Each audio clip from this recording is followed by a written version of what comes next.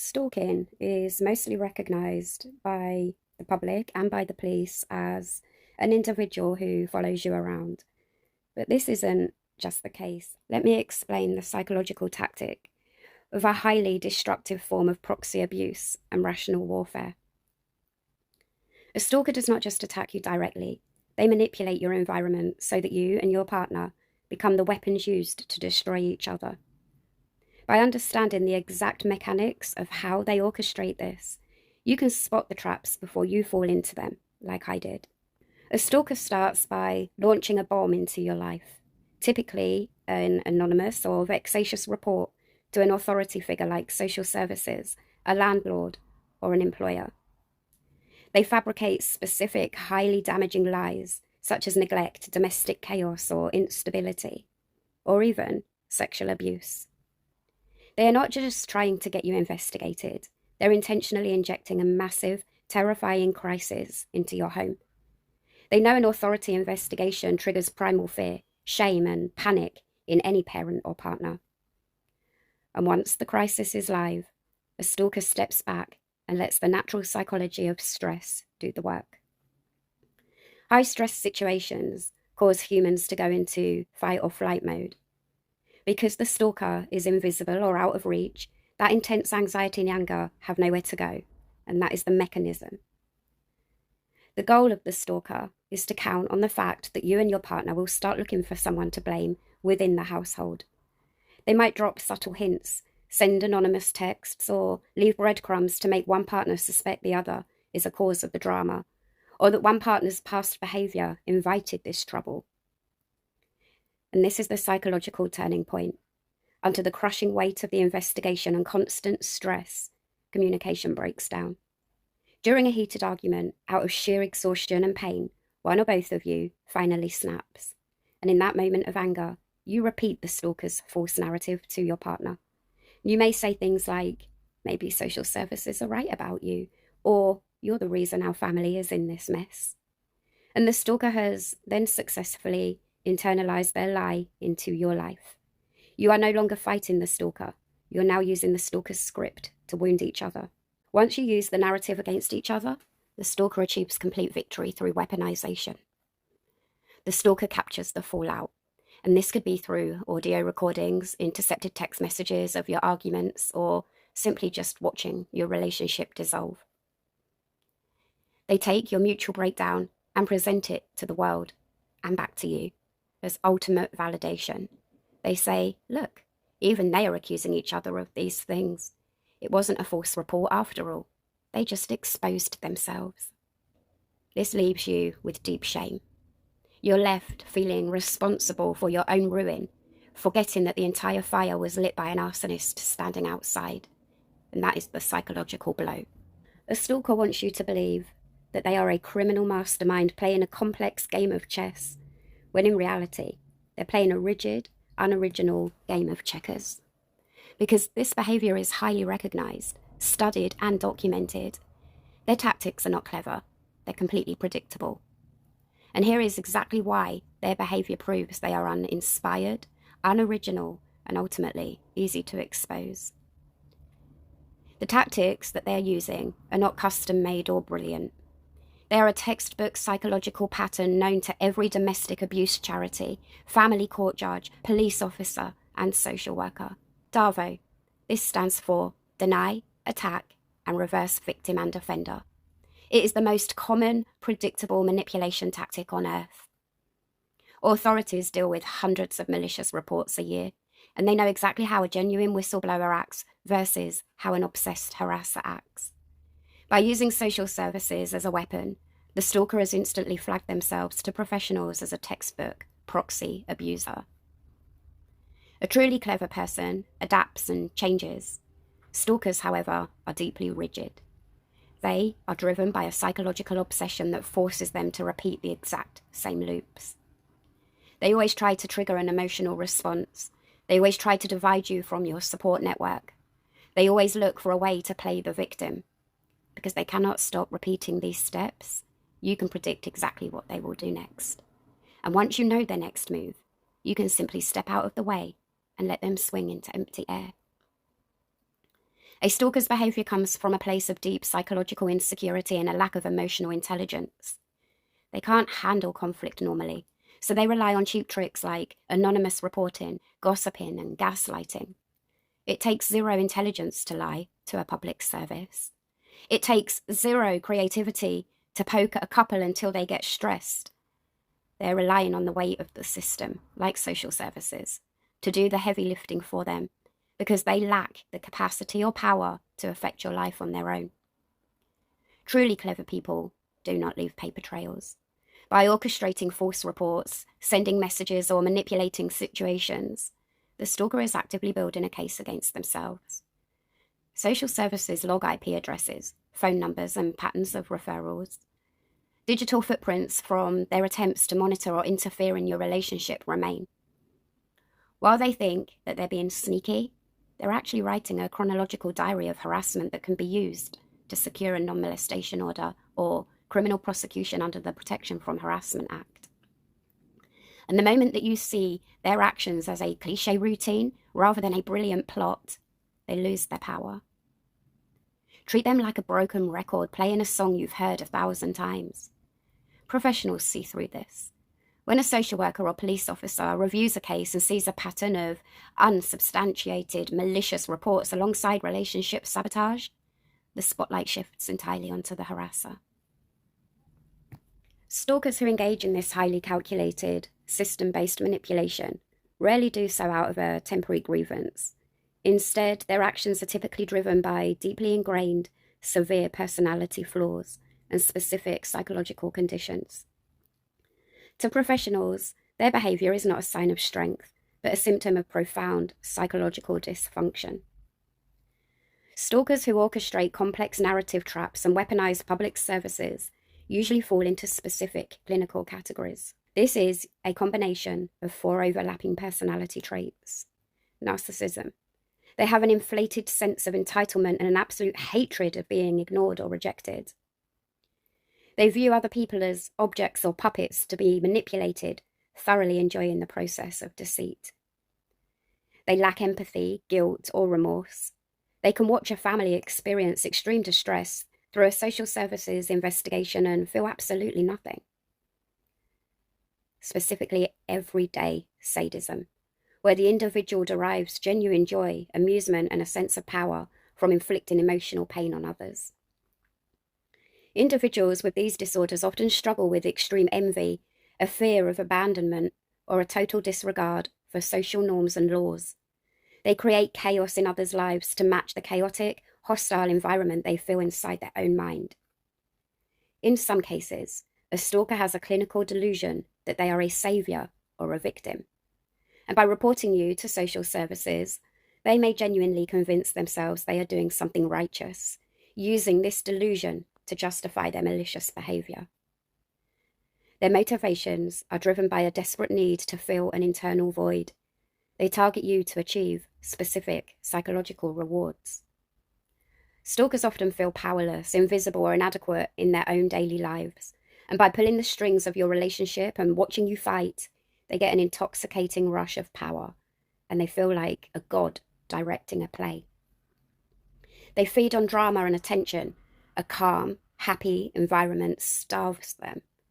And by injecting a crisis, they ensure that everyone is reacting, crying, or angry, which makes them feel profoundly important. If you slighted them, set a boundary, rejected them, or simply chose to live a happier life than theirs, they view it as a deep humiliation. Destroying your relationship is their way of trying to even the score. Online stalkers do not pick targets at random. They use specific filters to find individuals that they can exploit, and they actively look for high empathy and conscientiousness. Ironically, stalkers rarely target cold or aggressive people. They look for kind, open, and deeply caring individuals.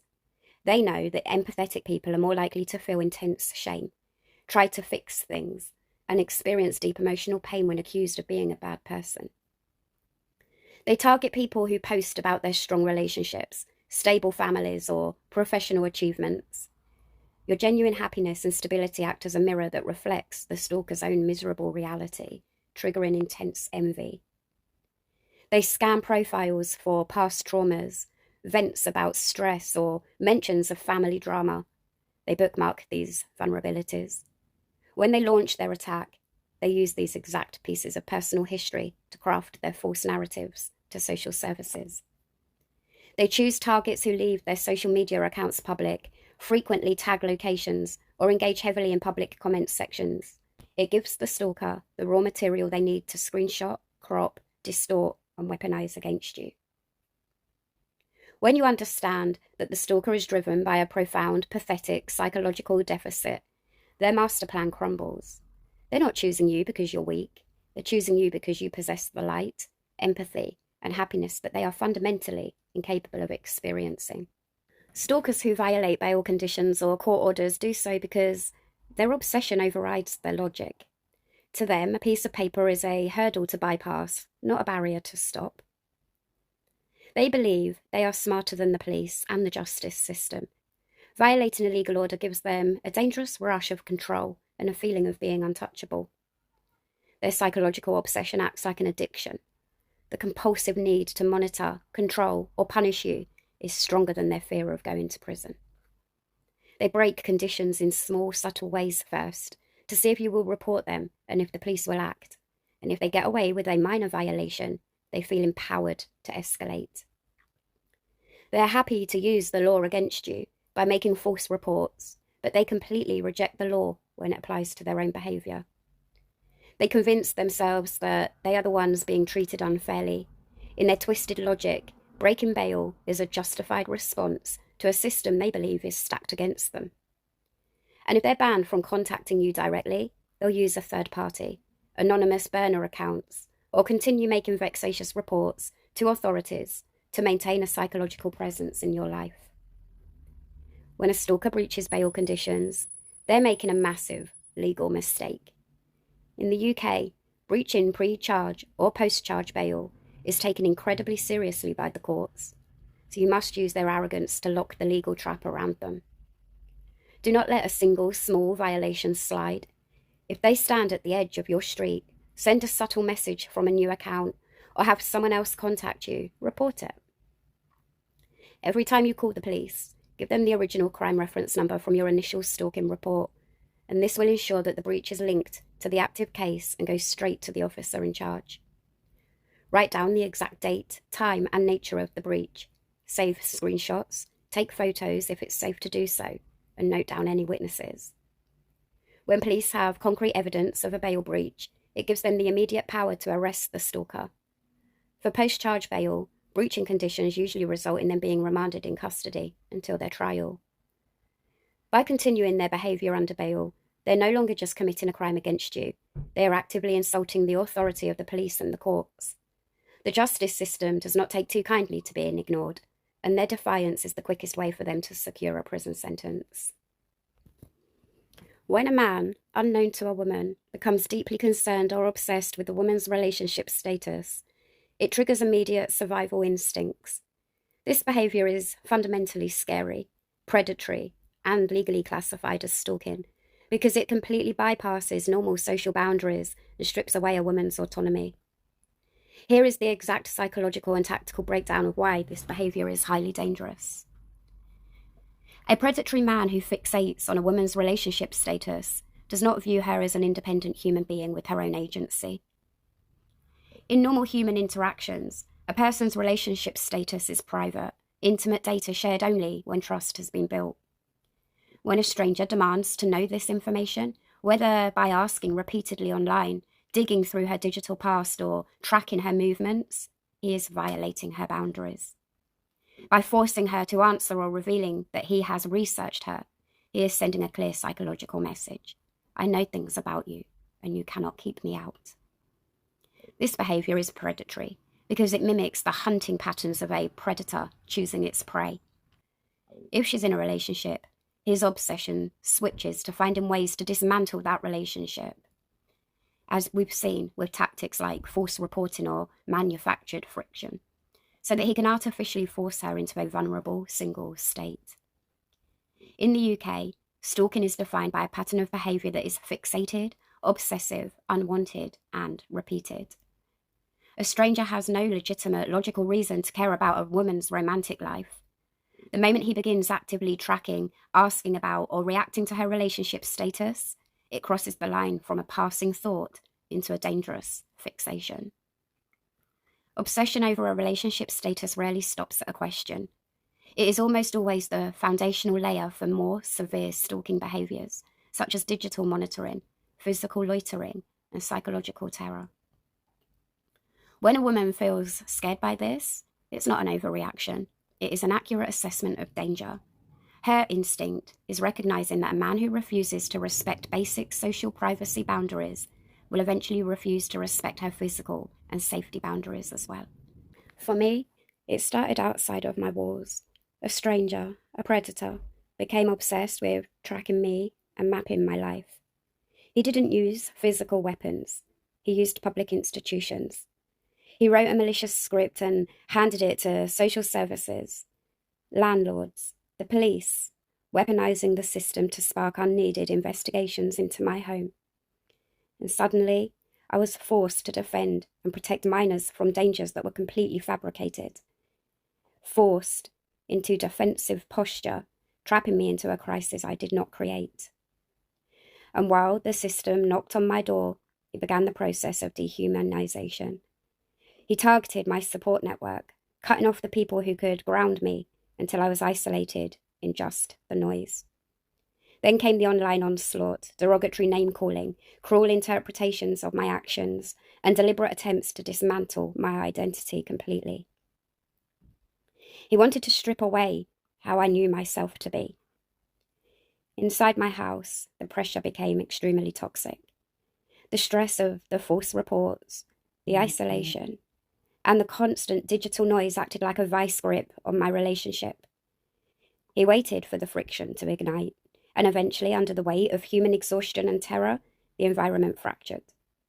Me and my partner hit the absolute breaking point. We exploded at each other, and in that moment of pure distress, the false narrative was thrown between us, exposing the very trap that he had set.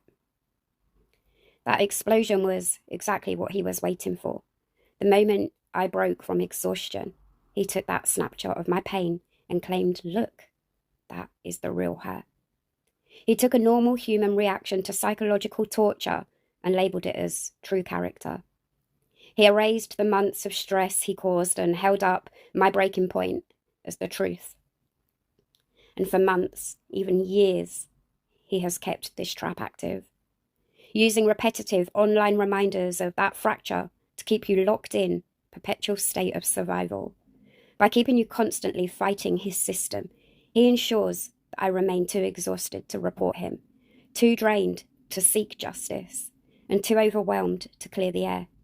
He distorts reality daily, trying to recreate my identity entirely on the image of his script. He did not expose my flaws, he exposed his own cruelty. He did not expose my true self when I snapped. He exposed the fact that I am a human being with a nervous system that can only take so much artificial terror before it reaches a breaking point. The version of me he points to is not me. It is the version he had to torture out of me. And by saying this out loud, I have taken the script out of his hands. I see the mechanics of the trap, which means he can no longer use it to make me doubt my own mind.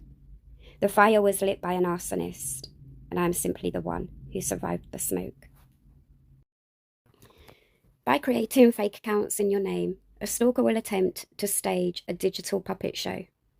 They write a script designed to humiliate, provoke, or disrespect your partner, hoping your partner will believe that it is genuinely you. And here's how they manipulate this specific digital trap. The stalker builds a profile using your photos, your name, or slight variations of your handles. They send messages to your partner, or they'll make public posts or comment on things in a way that is highly triggering, insulting, or unfaithful. They want to hit your partner's exact emotional triggers so that your partner bypasses logic and reacts out of immediate hurt and anger.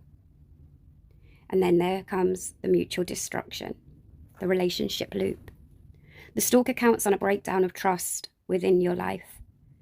Believing that the account is real, Your partner then turns on you, calling you out publicly, or sending ferocious texts, or attacking you in retaliation.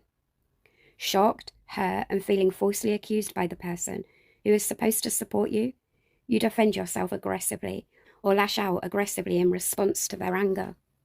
And you're now trapped in a loop of mutual retaliation, fighting a fire that neither of you actually started.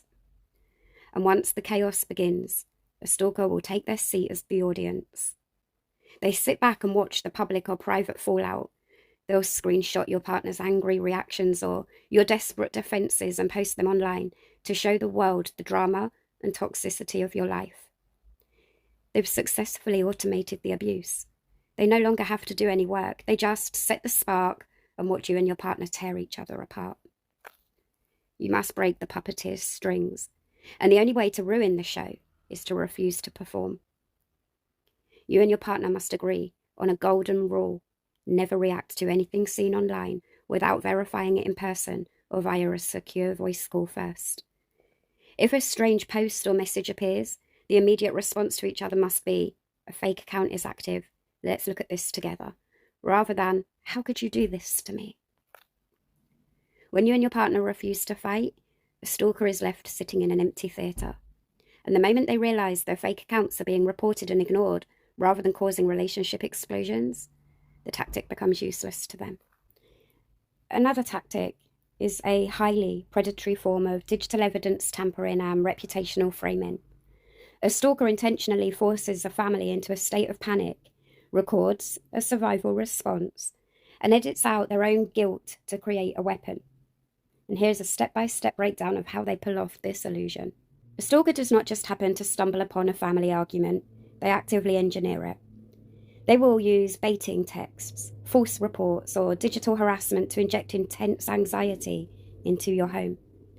They know that human beings under prolonged, targeted stress will eventually argue. They create the toxic environment, step back, and wait for the pressure cooker to explode. While the argument or breakdown is happening, the stalker will always be there to record. Crucially, they do not record the hours or days of psychological torture that led up to the moment, such as ongoing hoax calls, deprived sleep, threats of violence.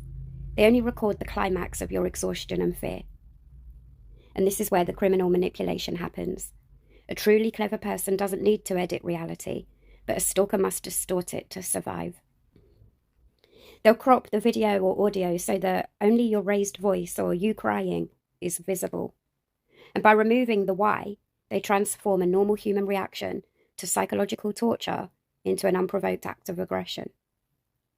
They take this heavily edited cropped fragment and they'll present it to the authorities, social services or online networks, because the audience only sees the final 10 seconds of you exploding, and the stalker creates a seamless illusion.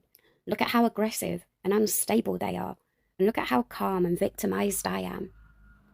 They weaponize the natural human tendency to believe visual evidence, counting on the fact that outsiders will not realize they're looking at a carefully constructed lie. And when you know that they're editing reality, you must change how you document your life. If you feel an argument or a crisis brewing because of his baiting, start your own recording immediately. Do not edit it. Keep the full, unedited file showing the hours leading up to the event. A cropped 10-second video from a stalker collapses instantly when you hand the police a 20-minute unedited file showing the true sequence of events. If you recognize that you're being baited or recorded, say it out loud to the room. "You have been harassing us all day to get this reaction, and I am not playing this game." This then ruins their ability to cleanly crop the audio without exposing their own trap. In the UK, presenting altered or cropped media to public services, like social services or the courts, to deceive them can be viewed as perverting the course of justice or filing a fraudulent report. And then there is the ultimate psychological trap of all this abuse. It manufactures the exact evidence it needs. By weaponizing authorities against you, a stalker has now successfully turned the organizations meant to protect you into an active threat. And this leaves you in a permanent state of fight or flight, terrified that your next normal human breakdown under stress will be documented as proof that you are the problem. When a stalker uses social services or the police against you based on lies, your natural response is terror, anger, and panic. and he wants you to argue with the authorities, cry at them, scream at them, or get defensive. Because when you react with high emotion to the authorities, the system notes down client was uncooperative, aggressive, and highly emotional. And the stalker has now successfully tricked the system into writing his script for him. Your fear of not being believed is actively being used to make you look unbelievable. And living under this level of constant surveillance and threat means your nervous system is completely fried. You are now operating on pure adrenaline just to survive. But eventually, your body and mind cannot sustain this level of stress, and you'll experience a crash, extreme exhaustion, depression, or a sudden explosive emotional release. The stalker is waiting for this crash so he can document it, clip it, and call the authorities during it, adding another piece of paper to his false history of your instability. And to survive this, you have to radically change your strategy. You cannot fight a crooked system with raw emotion. You must fight it with cold, boring, unshakable strategy. So the next time an authority figure contacts you, you must completely starve the stalker's narrative. Do not get angry or defensive. Adopt a calm, professional, and slightly detached tone. And say something like this: I understand you've received a report, and I'm completely willing to cooperate with you. However, I need to formally state that I am a victim of an ongoing documented stalking and system abuse campaign, and these reports are being made maliciously to distress me and my family. When the caseworker writes their report, they will note client was calm, cooperative, and stated that they are a victim of harassment, and this will then completely break the stalker's pattern of aggressive behaviour. The internal space of a person surviving psychological warfare. The mind eventually stops. Logic stops being able to reach logic. The gears inside the head grind to a halt under the weight of 24/7 terror. And when a mind is trapped in a burning room with no exit, it panics. It reaches out blindly, desperately for somebody, anybody, to blame. Every derogatory name called online, every crucial interpretation of my character, every ugly lie written in social services scripts. They stopped staying on the outside, and they crawled under my skin. Everything that I was called became internal, living inside of me. There was no escape inside my own head. There was no escape outside the door. It played 24/7, and it followed me into my sleep, turning rest into a battlefield. And then came the ultimate fracture. The exhaustion grew so heavy that the mind could no longer even look at the stalker. The stalker became the ghost, an invisible force. So the mind turned its gaze to the person standing right next to me. The mind began to speak a new script. If it wasn't for what he did, this wouldn't be happening to me. If it wasn't for what he had chose to do, this wouldn't be happening to me. For if he'd have protected me better, this wouldn't be happening to me. For if he'd have loved me harder, this wouldn't be happening to me. The brain, running on pure survival, adrenaline, went full force. It locked onto my partner, holding him responsible for every piece of agony, every fear of losing my family, and every drop of exhaustion. The stalker had now stepped back, entirely invisible, as the brain transferred all the blame onto the one person who was supposed to be my sanctuary. So when my brain went full force on holding my partner responsible, that wasn't a failure of my love. It was a biological malfunction caused by severe, prolonged trauma. When a human being is terrorized around the clock, the brain cannot process an invisible stalker. It attacks the closest target to try and make the danger stop. The stalker wanted me to blame him. He wanted me to feel that my partner failed to protect me or love me enough. By making me feel that way, the stalker successfully stole my peace, my relationship, and my sense of safety. And now that I can say this clearly, I can see that those thoughts weren't the truth. They were the symptom of the torture.